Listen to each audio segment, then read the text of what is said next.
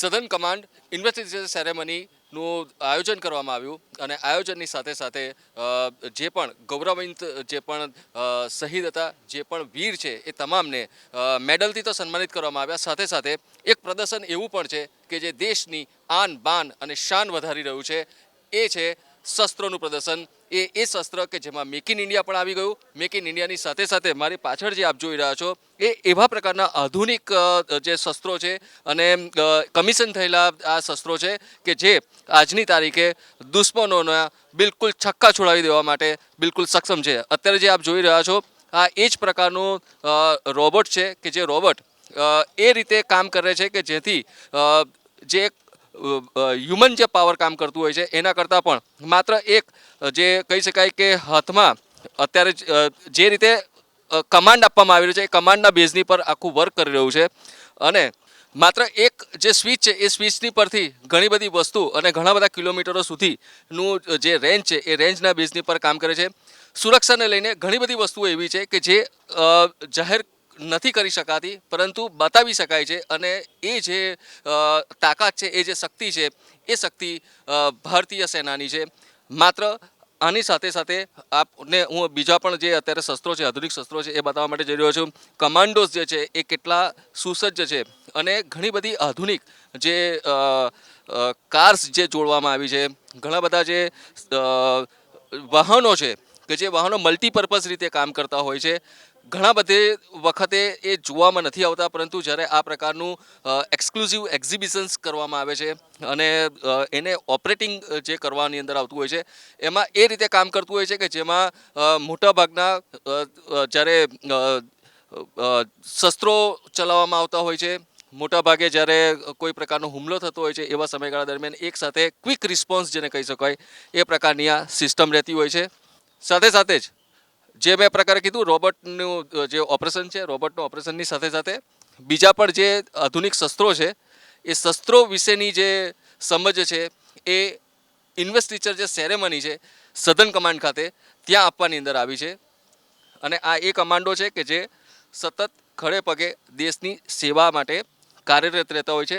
સાથે સાથે જ હું આપને બતાવવા માટે આવી રહ્યો છું એ પ્રકારના શસ્ત્રો કે જે કદાચ આપે કમિશન થયા છે પરંતુ જોયા નહીં હોય. કદાચ ફિલ્મી રીતે તમે કદાચ જોયા હોઈ શકે પરંતુ જ્યારે એકચ્યુઅલ હાથમાં અને એકચ્યુઅલ શસ્ત્રને સાથે સાથે જે વર્દી છે એને તમે જુઓ ત્યારે તમને એક અલગ પ્રકારની જે થ્રિલ છે એ થ્રિલ તમને અહીંયા જોવા મળી શકે છે. અત્યારે જે સમજાવી રહ્યા છે તો એ જ રીતે છે કે જેમાં કેવી રીતે ફાયર થાય છે, કેવી રીતે એને વર્ક કરે છે એના માટેની સમજ આપવાની અંદર આવી રહી છે.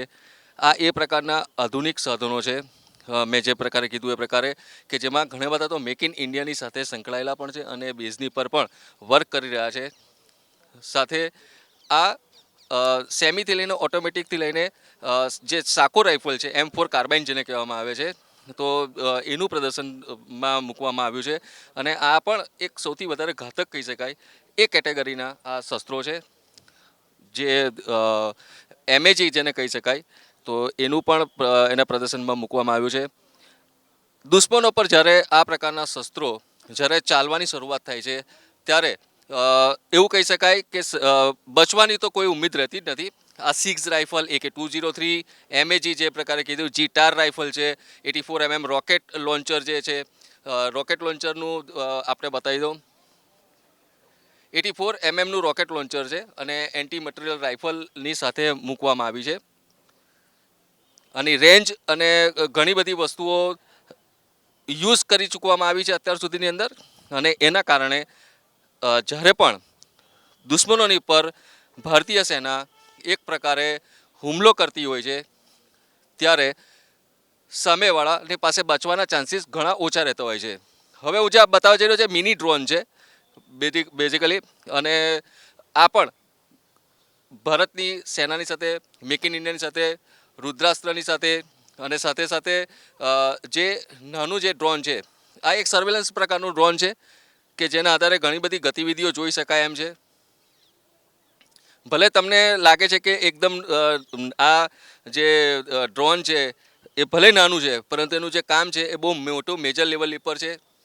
સાથે જ બીજી એક સિસ્ટમ છે, આ સિસ્ટમ પણ એ લેવલની પર છે કે જે ઘણી બધી વસ્તુના સર્વેલન્સથી લઈને ઘણી બધી જગ્યાની ઉપર કામે લગાડવામાં આવ્યા છે. અને સાથે સાથે જ અત્યારે જે સૌથી વધારે જે આપ જોઈ રહ્યા છો એ મિસાઇલ ડ્રોપ કરવા માટેની એક સિસ્ટમ છે અને 10 કિલોમીટર સુધીનું વર્ક કરે છે અને 70 કેજી જેટલું વજન ધરાવે છે અને મિસાઇલ ડ્રોપ પણ આનાથી કરી શકાય એ પ્રકારનું આધુનિક એક ડ્રોન છે. આ તમામ જે આખું પેરેફેરી છે એમાં મૂકવામાં આવેલું છે, બધું જ અનમેન્ડ એરિયલ સિસ્ટમ જે છે, યુએસ જેને કહેવાય એ છે. અને એની જે આધુનિકતા છે એ તમામે તમામ ઓટોમેટિક છે અને એને ઓપરેટિંગ સિસ્ટમ છે એ સિસ્ટમ પણ એ રીતે પાવરફુલ રીતે વર્ક કરતી હોય છે કે જેથી જ્યારે પણ જરૂર પડે ત્યારે ખૂબ રીતે કામ લાગતી હોય છે. અને હવે જે હું આપને મારી પાછળ જે બતાવવા જઈ રહ્યો છું એ જે ટેન્ક છે એ ટેન્ક T-72 છે અને ટેન્ક T-90 છે, ભીષ્મ જેને કહેવામાં આવે છે. જૂની એ પ્રકારની કમિશન આ ટેન્ક છે કે જેમાં ભારતીય સેનાની સાથે બહુ સમયથી જોડાયેલી છે, ઘાતક કહી શકાય એ પ્રકારની સિસ્ટમ છે. અને તમામ પ્રકારની જ્યારે વેધર કન્ડિશન હોય એ વેધર કન્ડિશનની સાથે પણ આ કામ કરતી હોય છે. દુશ્મનો પર ઘણી બધી વખત એ ભારે પડી ચૂકી છે અને આ જે કમાન્ડો છે એ કમાન્ડો જ્યારે જે તે સમયગાળા દરમિયાન કોઈ પણ વિષમ પરિસ્થિતિ ઊભી થઈ હોય એ વિષમ પરિસ્થિતિમાં ઓપરેટ કરવાથી લઈને ચલાવવાથી લઈને જે દુશ્મન દેશ છે, આતંકવાદીઓ છે, ક્યાં તો એવી પ્રવૃત્તિ કરનારા છે એ તમામે તમામ પર ભારે પડતા હોય છે. ખાસ કરીને જ્યારે સીમાની વાત થતી હોય ત્યારે સીમાને સુરક્ષાને માટે આ પ્રકારના જે અત્યાધુનિક અને ઘણા બધા સમયથી જે દેશની જે સેના છે એ દેશની સેનાની સાથે જે જોડાયેલા વાહનો છે એ પૈકીના છે. ઘણા બધા જૂના છે.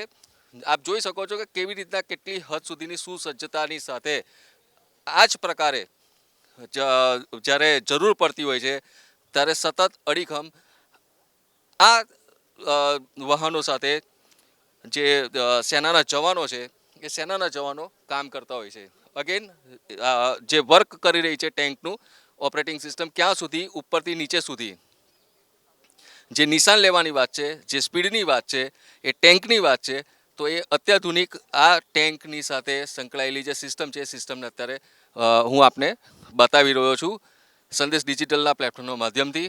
અને જે એમનો મેઇન જે ફોકસ છે એ ફોકસમાં આપને ખ્યાલ પણ નહીં આવે કે કોણ ઓપરેટ કરી રહ્યું છે, પરંતુ જે આપ જોશો ત્યારે આપને ખ્યાલ આવશે કે જ્યારે ખરેખર યુદ્ધની સ્થિતિ હોય ક્યાં તો જ્યારે જે સમયગાળા દરમિયાન જરૂર પડતી હોય છે એ સમયગાળા દરમિયાન આ પ્રકારે જ્યારે કામ કરવામાં આવતું હોય છે એને એક્ટિવ કરવામાં આવતું હોય છે અને એક્ઝિક્યુશન કરવામાં આવતું હોય છે એવા સમયગાળા દરમિયાન આ જે તમામે તમામ પ્રકારની વસ્તુઓ છે એ ખૂબ કામ લાગતી હોય છે.